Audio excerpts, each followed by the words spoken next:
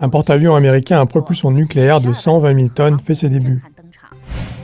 La Russie soutient le gouvernement militaire birman et accentue ses ventes d'armes. L'avocat Gao Zheshang, porté disparu depuis plus de 1000 jours. Son épouse donne des nouvelles. Sécheresse et pénurie d'eau à Guangdong. Les réservoirs s'épuisent. Harcelée par un fonctionnaire, une femme du Heilongjiang se défend. Avec 90% des travaux de construction terminés, le deuxième porte-avions de classe Ford de l'armée américaine va bientôt être lancé. Il transportera principalement les avions de chasse F-35C. La charge que peuvent transporter ces porte-avions américains dépasse de loin ceux des autres pays. Par exemple, un porte-avions de chasse Nimitz supporte 100 000 tonnes, alors que le HMS Queen Elizabeth des Britanniques ou le Kuznetsov russe ne supporte que 70 000 tonnes. Par rapport à la nouvelle génération de porte-avions de classe Nimitz, ces porte-avions de classe Ford sont encore plus avancés et plus puissants. En guise d'exemple, les Nimitz sont principalement équipés d'avions non furtifs, tandis que les Ford sont construits pour que la marine américaine puisse embarquer son F-35C, un avion de combat de 5e génération. Ils seront donc plus avancés que leurs prédécesseurs.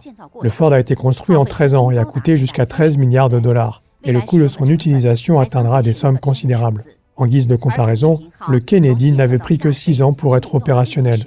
Ce porte-avions sera le plus avancé au monde.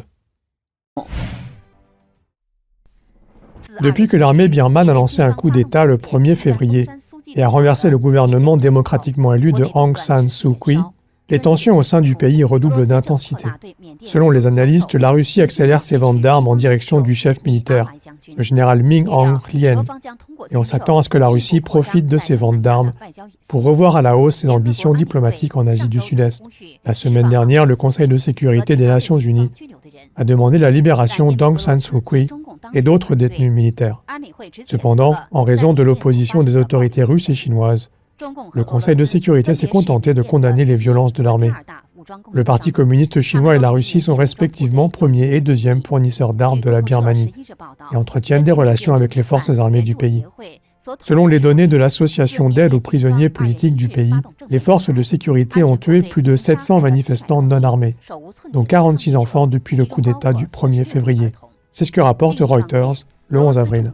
Parallèlement, la Russie positionne ses troupes à la frontière ukrainienne et Manfred Weber, président du groupe parlementaire majoritaire au Parlement européen, a averti le Kremlin le 11 avril que l'Occident unirait ses forces pour imposer des sanctions à la Russie si le conflit devait s'aggraver. Selon lui, l'Occident a la possibilité de geler les comptes bancaires des plutocrates russes, d'exclure la Russie du système SWIFT et de mettre en place d'autres sanctions contre la Russie en cas de conflit militaire. Même le chantier du gazoduc Nord Stream 2, qui relie la Russie à l'Allemagne, pourtant bientôt achevé, pourrait s'arrêter. Weber a également souligné que l'Union européenne et les États-Unis doivent informer les dirigeants russes des conséquences d'une escalade du conflit ou d'une invasion de l'Ukraine.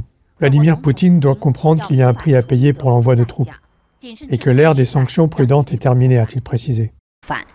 Gao Zheshang, le célèbre avocat chinois spécialisé dans les droits de l'homme, nominé 3 fois pour le prix Nobel de la paix, est porté disparu depuis août 2017, soit plus de 1300 jours. Son épouse, Gang He, a partagé quelques informations le 12 avril sur Twitter. « J'ai appelé ma famille avant-hier, dit-elle, et ils m'ont dit qu'ils avaient demandé des nouvelles de Gao auprès de la police de Yulin. On leur a répondu « La relation entre les États-Unis et la Chine est trop tendue. Gao Zheshang est un sujet sensible.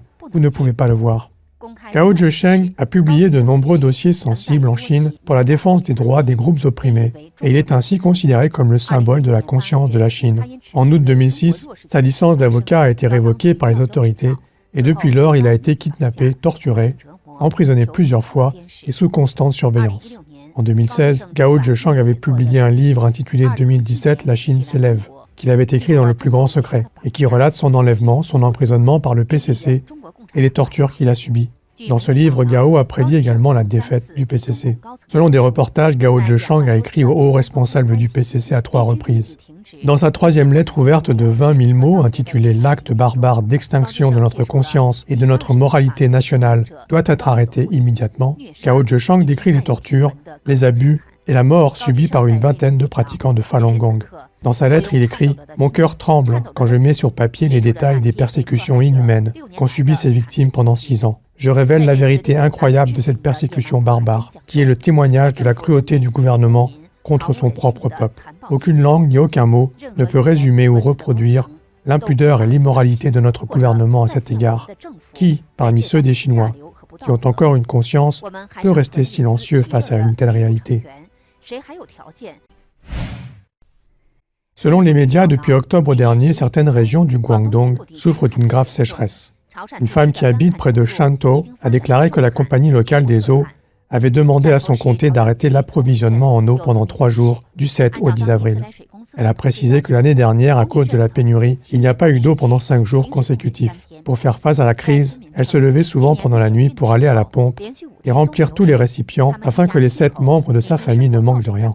Sous l'effet de la sécheresse, de plus en plus de réservoirs de l'est du Guangdong sont à un niveau critique, certains étant presque vides. De nombreuses villes à l'est du Guangdong, qui dépendent de l'eau des réservoirs, sont confrontées à des problèmes d'approvisionnement en eau du robinet. Stocker de l'eau, en acheter et faire la queue pour en obtenir sont devenus le quotidien des cantonais. Shantou, Zhejiang et d'autres régions de l'est du Guangdong sont proches d'un certain nombre de rivières, mais en raison de la grave pollution de ces dernières années, nombreuses sont les villes qui dépendent des réservoirs pour leur eau potable.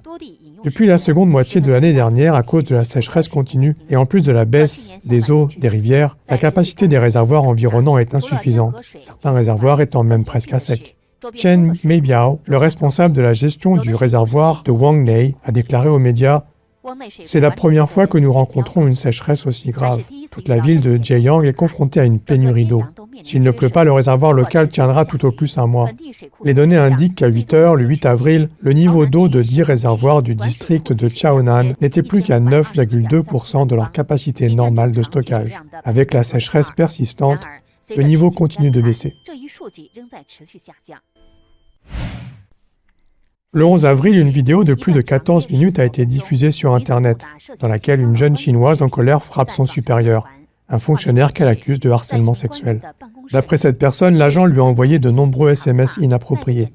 En outre, elle ne serait pas la seule victime. Face à la fureur de la femme, l'officier cherche à nier ce qu'elle dit. Mais la femme précise qu'elle s'est associée à d'autres victimes pour obtenir justice. Cette vidéo a déclenché une discussion animée parmi les internautes chinois. Bon travail! Le harcèlement sexuel sur le lieu de travail est inacceptable. Cette fille a vraiment du caractère. Si c'était une fille timide, elle n'aurait certainement pas réagi, et l'agent serait plus rampant. Même si ce n'est pas bien de frapper les gens, je dois dire qu'elle a très bien réagi. Selon un reportage publié plus tard, un responsable du gouvernement local a confirmé que le fonctionnaire battu dans la vidéo était Wang Chunhui, directeur adjoint du bureau de lutte contre la pauvreté du district de Beilin, ville de Suihua, dans le Heilongjiang.